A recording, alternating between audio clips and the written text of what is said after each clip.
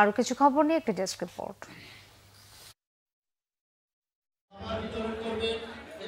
আওয়ামী দুঃশাসনে গুম খুন হওয়া বিএনপি নেতাকর্মী এবং জুলাই আগস্ট গণহত্যায় শহীদদের আত্মার মাগফিরাত কামনা ও বিএনপি চেয়ারপারসন বেগম খালেদা জিয়ার সুস্থতা কামনায় মিলাদ ও দোয়া মাহফিল করেছে ঢাকার লালবাগ থানার ২৩ নম্বর ওয়ার্ডের বিএনপি ও সহযোগী অঙ্গ সংগঠন। বাদ জুমা স্থানীয় একটি কমিউনিটি সেন্টারে এতে উপস্থিত ছিলেন মহানগর দক্ষিণ যুবদলের সাবেক সভাপতি হামিদুর রহমান হামিদ। মিলাদ ও দোয়া মাহফিলে দেশ, জাতি ও সমগ্র মুসলিম উম্মার শান্তি কামনা করে মোনাজাত করা হয়। ঢাকা ইউনিভার্সিটি ফ্রেন্ডস ফোরাম ৯৬-৯৭ এর আয়োজনে ডাফ ফ্যামিলি নাইট ২০২৪ অনুষ্ঠিত হয়েছে।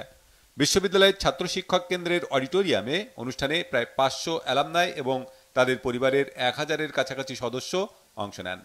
মিলন মেলায় নিজ নিজ ক্ষেত্রে প্রতিষ্ঠিত শিক্ষক, রাজনীতিবিদ, আমলা, সাহিত্যিক, সাংবাদিক, সংস্কৃতিকর্মী, কর্পোরেট কর্মকর্তা, ব্যবসায়ী, ব্যাংকার সহ নানা পেশার সম্মিলন হয়। আড্ডা, স্মৃতিচারণ, সাংস্কৃতিক অনুষ্ঠান এবং র্যাফেল ড্রও অনুষ্ঠিত হয়েছে।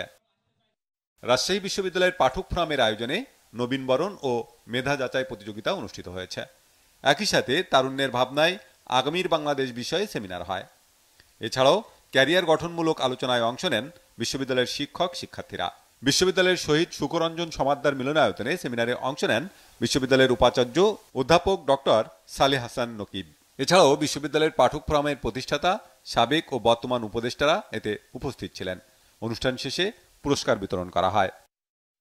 অক্টোবর সেবা সপ্তাহ উপলক্ষে শোভাযাত্রা করেছে লায়ন্স ইন্টারন্যাশনাল। লায়ন্স জেলা ৩১৫B2 এর উদ্যোগে সকালে আগারগাঁও ডাকভবনের সামনে থেকে শোভাযাত্রাটি শুরু হয়ে লায়ন্স চক্ষু হাসপাতালে গিয়ে শেষ হয়। এতে উপস্থিত ছিলেন আইডি এন্ডোর্সি লায়ন্স নাজমুল হক, গ্যাট এরিয়া লিডার কাজী সাইফুল ইসলাম, জেলা গভর্নর শফিউল আলম শামীম সহ বিভিন্ন পর্যায়ের লায়ন ও লিও নেতারা। কুড়িগ্রামের রাজারহাট উপজেলার কালীরহাট এলাকায় তিস্তার ভাঙন কবলিত এলাকা পরিদর্শন এবং স্থানীয়দের সাথে মতবিনিময় করেন পানি উন্নয়ন বোর্ডের মহাপরিচালক মোহাম্মদ আমিরুল হক ভুইয়া।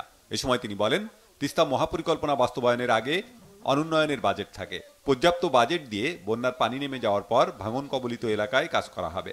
উপস্থিত ছিলেন প্রধান প্রকৌশলী মাহবুবুর রহমান এবং নদী বিশেষজ্ঞ ডক্টর তুহিন অদূত সহ অন্যরা। পার্বত্য অঞ্চলে সব ধরনের জাতিগত সংঘাত নিরসন এবং সকল জাতিগোষ্ঠীর শান্তিপূর্ণ সহাবস্থান নিশ্চিতের দাবিতে সংবাদ সম্মেলন হয়েছে খাগড়াছড়িতে। জেলা প্রেস ক্লাবে পার্বত্য চট্টগ্রাম শান্তিকামী জনতার ব্যানারে সংবাদ সম্মেলনে ৫ দফা দাবি জানানো হয়। Bangla vision news desk.